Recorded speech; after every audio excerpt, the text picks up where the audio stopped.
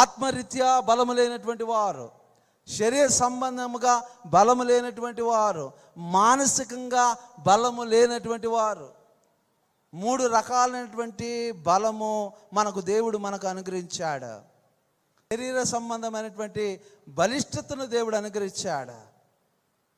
అలాగే మానసికమైనటువంటి దృఢత్వము కావాలి.